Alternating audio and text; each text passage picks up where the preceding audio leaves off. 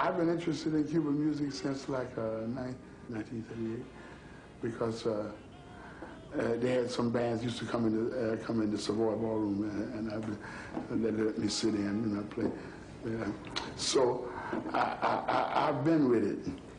And when I was getting ready to organize my big band, I consulted Mario. I said, Mario, man, I want one of those guys that play them tom-tom things, you know? I didn't even know the name of this thing. And Mario said, I got the guy just for you, but he doesn't speak English. I said, so? So Mario came by my house. I was living at 2040 7th Avenue, and took me down into Spanish Harlem to Chano's house. And Chano was there with his lady, and then we sat down and talked. And so he said, yeah, I want to join the band, in Spanish, whatever that was. So Chano came with me, and Chano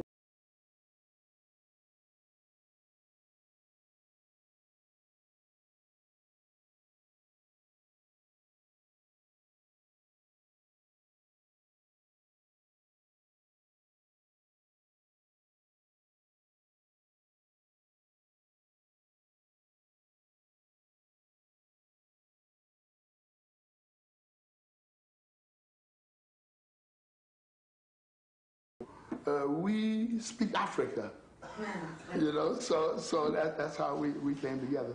And all of us, Chano had that whole band speaking broken English. The whole band. Chano Pozo was born in 1915 in former slave quarters in a poor district in Havana. By the time he was a teenager, he was a famous rumbero and street fighter. He spent his days hanging out in the courtyard, drumming, chanting, composing songs, chasing women, and getting in frequent brawls with his rivals. Chano's songs earned him local fame in the 30s when they won top cash prizes in Carnival. Casino review dancers sought him out to do choreography for their shows. Chano became a celebrity. When Chano heard that his compositions were popular in New York, he moved there. After joining Dizzy Gillespie's band, he became a favorite with audiences. He would strip to the waist and oil his body to perform long drum solos. And boy, he killed it. And he was on the stage. He was on the stage with this drum around him like this. And he was into it. He was singing and playing and dancing at the same time. This guy could sing one thing, dance another thing, and play another thing at the same time. I don't know how he did it. I don't know how he did it. But anyway, he was doing this. He was into it, and he was looking like he was, you know, like he was looking for the gods or something. I want to say. It took a while for Chano to fit into the jazz band. After he had recorded several albums and played before awestruck audiences, he felt right at home and started bringing Dizzy his compositions. Chano came to me we were out in California, and he said, I got the ID, man. I said, yeah? He said, yeah. He said, Barrow, the bass, he said he played boom, boom, boom, boom, boom, boom. Now this is the first time in jazz that the bass player wasn't playing boom, boom, boom, boom, boom, boom, boom, boom, boom. It's the first time, because I hadn't heard none of the bass, all the bass players were talking about boom, boom, boom, boom, boom, boom, boom. So Chano said, the bass player, first, bow, boom, boom, boom, boom, boom, boom, boom. Boom, boom, boom, boom, boom. And he said, saxophone, boom, bing, boom, bing, boom, bing, me, boom, bing, boom, bing. Write it out as he talked. I don't know this kind of trombone, boom, boom, boom, boom, boom, boom, boom, boom, boom, boom, boom. Know this kind of trombone, boom, boom, boom, boom, boom, boom, boom, boom, boom, boom, boom. Boom, trumpet, boom, ping, boom, ping, boom, ah, boom, ping, boom, ping, we had this rhythm going. So now, when I looked at these different parts on the thing that I'd written, I said, wait a minute now, we need something else.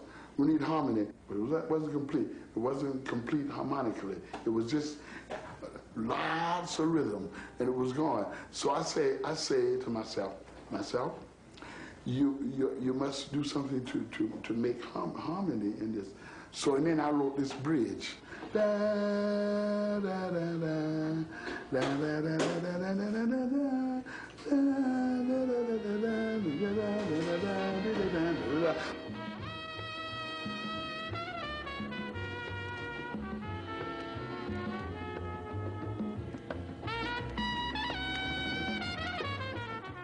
And then we took this thing that we'd written, that I'd written, to Gil Fuller.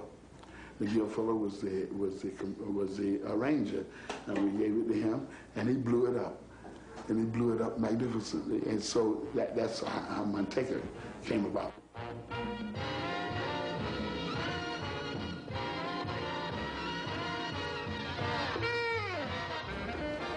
It was similar to a nuclear weapon when it burst on the scene.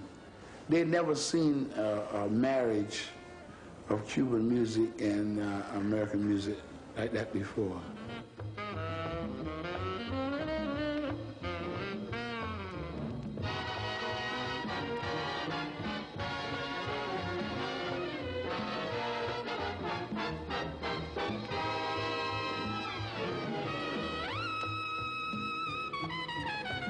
In 1948, Dizzy's big band made numerous recordings and toured Europe and the States. But Chano didn't like touring the segregated South. Traveling in the South at that time was very, very difficult for us because we couldn't stand in the white hotels. We had to stay in these little raggedy hotels down in the colored neighborhood. So, and we couldn't stop. We stopped and couldn't go to the bathroom and everything. During one concert tour of the South, Chano's drums were stolen. He returned to New York to buy new drums, and he decided not to rejoin the band until it returned.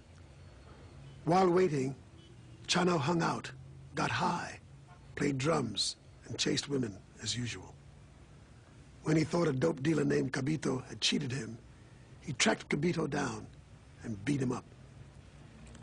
The next day, in the El Rio bar in Harlem, Chano put a coin in the jukebox, punched up Manteca, and began to dance. Cabito came into the bar and, without saying a word, gunned Chano down. As Chano lay mortally wounded, his life slipping away on the barroom floor, Manteca finished playing on the jukebox.